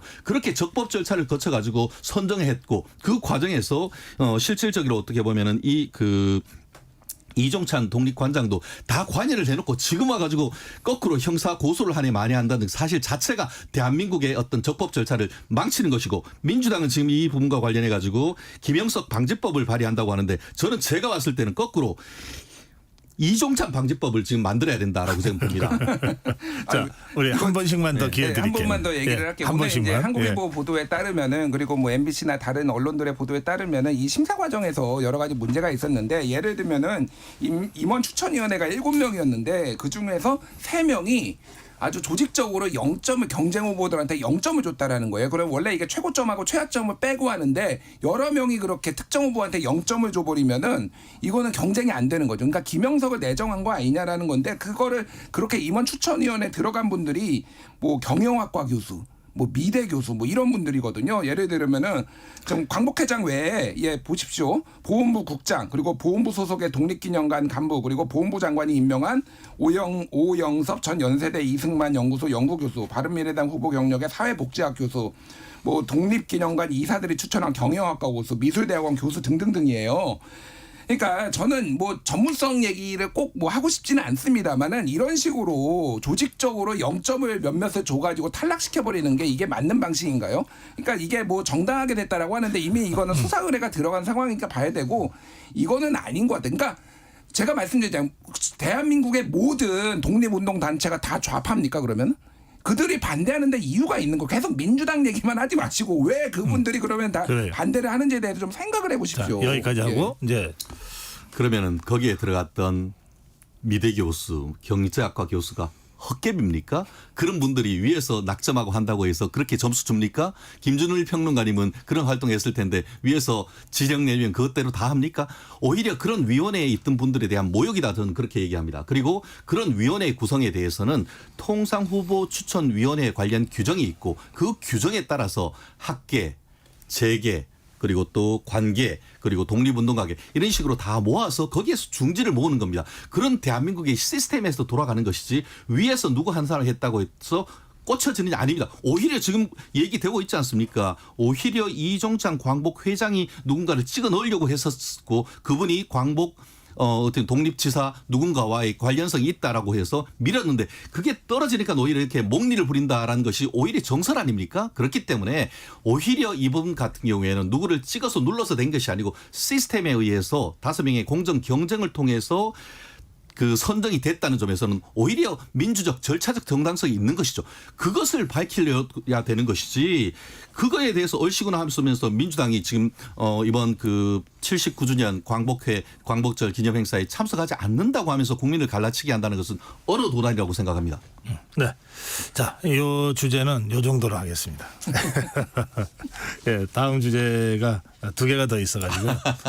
예, 이번 이제 토론할 주제는 안보라인의 그 교체입니다. 김영현 국방부 장관 후보자 지명 그리고 신원식 안보실장 그리고 전체적으로 이런 그 인사에 대해서는 이번에는 우리 최진영 변호사부터 토론입니다. 오늘 저도 사설을 쭉 읽어봤는데 뭐 중앙일보 같은 경우에도 이게 외교안보 라인의 어떤 교체가 미국이나 외국에 비해서 지나치게 잦다. 그리고 그 이유를 이해하기 어렵다라고 하는 그런 비판적인 시각을 보인 반면에 오늘 서울신문 같은 경우에는 특히 지금 최근에 있어서의 어떤 북한의 안보 문제 이런 부분이 군사적 문제, 외교적 문제, 안보 문제 이런 부분이 있기 때문에 오히려 시적절했다라고 하는 평가로서 어떻게 보면 중도 우파 쪽에 있어서도 상당히 의견이 나뉘는 것은 사실인 것 같습니다. 저 또한 갑자기 왜 이렇게 이 시점에서 이렇게 외교 안보 라인의 어떤 투톱을 다 교체하는가에 대해서 상당히 의아했었는데 우리가 다 알지 못하는 어떻게 보면은 대통령실로서 어떤 전국을 보는 전체 흐름을 보는 상황 속에서 이와 같은 인사가 나왔다라고 저는 미루어 짐작을 합니다. 지금 오늘 말씀드린 것처럼 외교 안보 라인이 지나치게 자주 변경된다라는 점에서는 상당히 비판적이라고 볼 수는 있습니다만 사람이 완전히 없던 사람을 이렇게 모셔오는 그런 것이 아니고 외교 안보 라인의 어떤 자리를 교체함으로써 결국 외교 안보 정책의 계속성은 이루어진다라는 점 그리고 또 더불어서 최근에 이제 북한 같은 경우에는 신의주 쪽에 엄청난 폭우가 있고 하면서 정권 자체가 좀 흔들흔들할 수 있는 그런 이벤트가 지금 있었단 말이에요. 그러다 보니까 북한과의 관계에서의 어떤 포커스를 좀 더 줘야 될 점 이런 부분을 봤을 알겠습니다. 때는 나름대로 이해할 점도 있다 그렇게 평가를 하고 싶습니다. 북한 지역 수재는 이벤트로 잠깐 지금 표현하셨는데 이벤트라고 표현하는 건 좀 적절치 않습니다. 사건이다라는 취지였습니다. 사건으로 그렇게 정정하겠습니다. 그러니까 말씀하시죠. 그래서 좀 우리 최진영 변호사님께서도 이게 말씀하시기가 참 공공하다, 궁색하다 이렇게 되게 말이 길어졌어요. 그러니까 이게 제가 인정합니다. 예.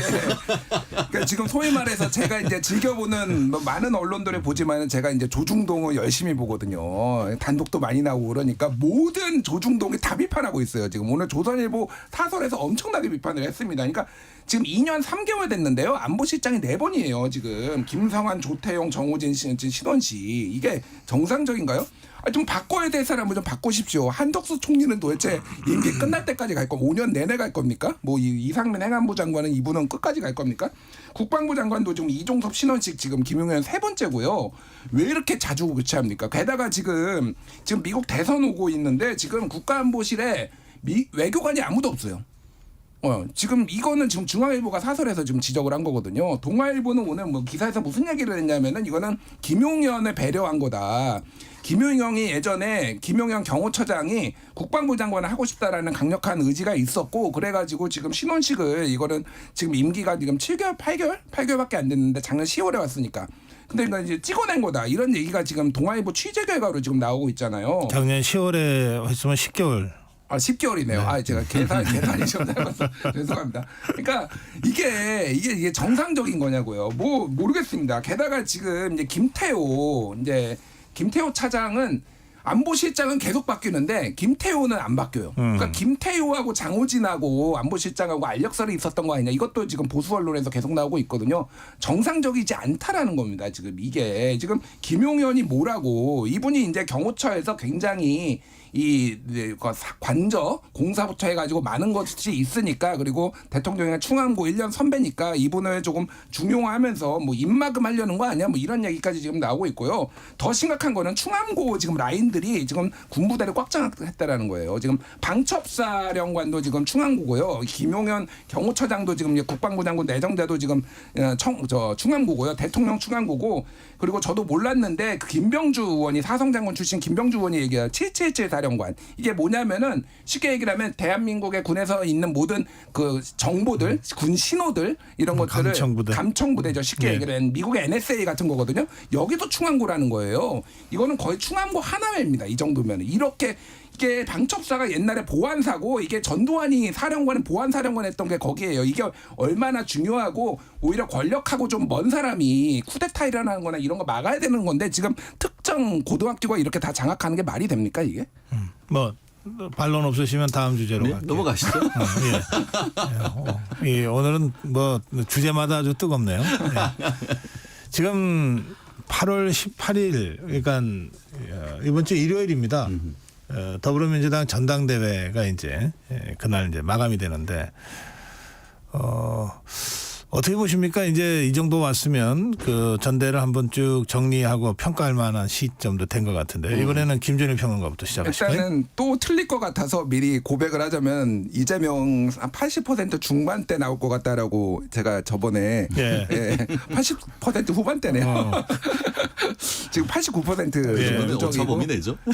어쨌든 이제 생각보다 더 강고 제가 생각했던 것보다 더 이재명 체제는 강고했다라는 거고 김두관 후보가 초반에 조금 뭔가 화제를 일으키기는 했지만은 좀 거친 설전으로 결국은 유의미한 결과를 못 만들어냈고 확대명을 꺾지는 못했다라는 거고 저는 최고위원 선거가 막판에 굉장히 흥미롭네요. 정봉주 전 의원이 정봉주 후보가 친명파리대다 내가 찍어내겠다 이런 얘기를 하면서 굉장히 좀 흥미롭게 그분이 근데 가장 친명파리 열심히 했던 분인데 갑자기 그렇게 하시니 개인적으로 좀 많이 당황스럽네요. 제가 구체적으로 우리 김준일 평론가한테 두 가지 질문 드릴 테니까 예측 좀 해주세요. 이재명 대표의 득표율이 80%대일까요? 90%대가 될까요? 저는 80% 후반으로 봅니다. 80% 후반. 정봉주 최고위원 후보가 당선될까요? 안 될까요? 됩니다. 되는데 지금 2등이거든요. 현재까지 누적인데 사실은 이게 남은 게 뭐냐면은 30% 여론조사가 있어요. 근데 여론조사 같은 경우는 인지도를 따라가는 데다가 그 당시에 화제가 되는 것들이 상당히 중요하거든요. 네. 오히려 저는 약간 전략적인 수였다고 봅니다. 전략적인 승부수를 띄웠다. 스무스하게 좀 천천히 밀리고 있었거든요. 김민석한테. 예. 그러니까 이거를 한번 띄워봐야 되겠다. 반전에서 1등을 목표로? 그러니까 뭐 1등을 목표로인데 어쨌든 이런 식으로는 안 되겠다라는 거고 이게 박원석 의원이 이제 우연찮게 유튜브에 SBS 유튜브에 나와서 얘기를 한 건데 그거를 공모했다라고 보지는 않지만은 이왕 이렇게 된 김에 좀 세게 조금 전선을 만들어야 되겠다. 요새는 당선은 될 거다. 당선은 된다고 몇 봅니다. 3등. 3등. 예. 예. 일단 다음 주 수요일 날 우리가 검증 들어갑니다. 자, 최재형 변호사. 그렇습니다. 결국 그 정봉주 후보의 말씀을 인용하면 명파리 마케팅의 승리. 뭐 이렇게 이재명 대표 후보의 어떤 그 전략이 그리고 또 최고위원들의 전략이 먹혀든 것이 아닌가 하는 생각이 드는데요. 적어도 지금까지. 근데 다만 저는 살짝 지금 김준일 평론가님과 약간 다른 그 궤를 말씀드리고 싶으면은 정봉주 후보가 그러면은 3등 할 것이냐. 저는 1등 아니면 2등 가능성이 있다고 봅니다. 왜냐하면은 좀 전에 말씀하신 것처럼 이 국민 여론조사가 한 30% 정도 있기 때문에 그 중에 있어서는 이번 아까 얘기했던 복권된 김경수 결국 이 부분이 이제 친명과 어떻게 달리 친문 쪽인 것이고 지금 정봉주 후보도 크게 봤을 때는 친노 내지 친문에 가까운 사람 아니겠습니까? 그렇다는 점에서 이번에 있었던 그 8.15 복권과 관련되는 이 김경수가 컴백하면서 그에 따르는 결집 효과가 있게 된다라고 할 경우에는 정봉주 후보에게 상당 부분 동정표 내지 잠재적 지지를 할 가능성이 있다고 봅니다. 그렇기 때문에 많은 사람들이 지금 2등을 넘어서 밑으로 미끄러져서 3등으로 갈 거라 생각하지만 오히려 2등을 유지하거나 경우에 따라서는 1, 2등을 격업할 가능성이 높게 봅니다. 그럼 두 분한테 공통으로 지금 이재명 대표의 강성 지지층이요. 이들은 여러 SNS에서 정봉주를 떨어뜨려야 된다. 뭐 이런 그 글들을 막 퍼올리고 있다고 제가 봤거든요. 그러면 이 강성 지지층의 힘이 그렇게 미치지는 못한다라고 지금 두 분이 지금 예측하신 거 아니에요? 저는 약간 다른데요. 강성 지지층은 더 강화되겠죠. 하지만 30%에 이르는 국민 여론조사 그 부분에 있어가지고는 어떤 친명보다는 오히려 친문 내지 친 김경수를 통한 이 정봉주의 견인 이런 어떤 힘이 발휘될 것이라고. 그 30%는 일반 국민입니까? 그렇죠. 예. 일반 국민이지만 결국 민주당에 대한 지지하는 일반 국민들이겠죠. 그 중에서는 상당 부분은 어떻게 보면은 강성 친명에 대해서는 사실상 약간 어떤 거리를 두고자 하는 그런 여론이 오히려 더 세다라고 저는 예측을 해봅니다. 예. 그러니까 여론조사는 지금처럼 이재명 대표가 획득하는 90% 그러니까 9대1로 나오진 않을 거예요. 제가 보기에는 한 3대7 뭐 이 정도로 나오면은 지금은 이제 전선이 어쨌든 정봉주 후보로 옮겨왔잖아요. 그러면은 말씀하신 대로 어느 정도 득표력이 있을 것 같고 또 하나는 최고위원회의가 이게 1인 2표제예요. 그리고 정봉주는 어쨌든 본인도 팬덤이 있습니다. 인지도가 있고 팬덤이 있기 때문에 이게 반드시 불리하다고 생각하진 않아요. 그러니까 1인 2표라고 하는 거는 뭐냐면 내가 찍고 싶은 후보가 있고 또 다른 후보가 있는데 이게 한쪽한테 이게 막 집중되기가 쉽지가 않거든요. 그래서 김민석 후보를 제끼기에는 쉽지가 않지만은 그렇다고 떨어질 만큼 이렇게 되지는 않을 거다. 그래서 뭐 그 부분은 저는 들어간다고 봅니다. 더불어민주당 전대 관련된 마지막 질문이 되겠는데요. 이게 전당대회는 이제 당헌 당규 강령 이런 거 개정도 하잖아요. 이번에 이재명 전 대표의 그 오래된 정책입니다. 기본 들어가는 거, 뭐 기본소득, 기본사회. 이 기본사회를 강령에 넣기로 했다는 겁니다. 이건 어떻게 평가하십니까? 이미 민주당의 대표는 이재명이죠. 그런 건 아니겠습니까? 뭐 나오시는 분들도 다 그렇게 부르더라고요. 후보라고 안 하고 이재명 대표라고. 그렇다는 점에서 이재명 대표가 실질적으로 된 것을 전제로 사실상 이재명의 기본 철학이라고 할 수 있는 기본 사회를 넣는다라고 보이는 것 같은데 과연 그것이 맞는 것인지에 대해서는 국민들이 상당히 불편해하시는 분들도 많을 거라고 봅니다. 이건 두 가지 문제점이 있어요. 제가 이거는 굉장히 강하게 비판하는 편인데 하나는 기본 사회라는 개념을 이재명 말고는 주장한 사람이 없어요. 근데 이거를 지금 특정인의 주장을 당원 당규에 넣는 게 맞느냐 이게 일종의 헌법이거든요. 국가로 치면은.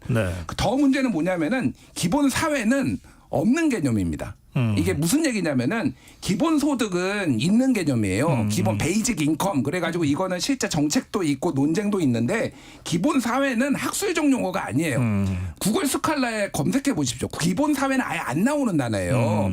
이거는 정치적으로 만들어낸 단어예요. 그러니까 뭐냐면 기본소득을 확장해가지고 기본 사회가 있고 여기에 기본소득, 기본금융, 기본주거 이런 식으로 일종의 이재명표 요람에서 무덤까지라는 거를 이런 걸 하기 위해 만든 개념이에요. 기본 시리즈를 쫙 펼쳐놓고 이걸 하나로 묶어내려니까 그거를 제상위 개념으로 만든 거예요. 기본사회라는 개념을 제가 만들었다. 말하는 건 뭐냐면은 헌법에 그러면은 급조된 단어를 넣을 수가 있나요? 그러니까 없는 개념을 넣으면 안 되는 거예요. 이게 민주당이 부끄러운 줄 알아야 되는 게 이거를 지금 93%가 찬성을 했다는 거거든요. 당의 강령을 얼마나 우습게 보면은 이거를 이게 이재명 거라서 뭐 특정인의 거라서도 문제가 있지만 저는 더 후자를 심각하게 보는데 기본 사회라는 건 아예 없는 개념이라고요. 이거를 민주당에서 기본 사회가 뭔지를 본인이 나와가지고 설명할 수 있는 사람이 있을까요? 그러니까 당의 강령을 이런 식으로 우습게 보면 안 됩니다. 왜 이런 식으로 이게 그러니까 집단주의, 전체주의 이런 얘기가 나오는 거예요. 네, 시간이 다 됐는데 짧게 한 말씀씩 듣겠습니다. 동의합니다. 아주 짧아서 좋습니다. 민주당, 국민의힘도 문제지만은 민주당 좀 정신 좀 차리십시오, 진짜. 네, 이 수요일마다 이렇게 뜨겁게 현안을 중심으로 토론을 하고 있는데요. 이게 이제 뜨겁게 토론하다 보면 사실 그 현안의 본질까지 들어가는 거거든요. 예, 오늘 두 분이 이번 이 정치권에 계속 뭐 아침 다르고 저녁 다른 수많은 사건들 중에서도 우리가 본질을 놓치지 않아야 될 합리적 핵심이 뭐냐에 대해서 문제를 제기했다. 이렇게 여러분들 받아주시면 좋겠습니다. 예, 본격 토론 오늘 최진영 변호사, 김준일 평론가와 함께했습니다. 고맙습니다. 감사합니다. 네, 9월 14일 수요일 정격 시사 오늘은 여기서 여러분께 인사드리겠습니다. 고성국이었습니다. 고맙습니다.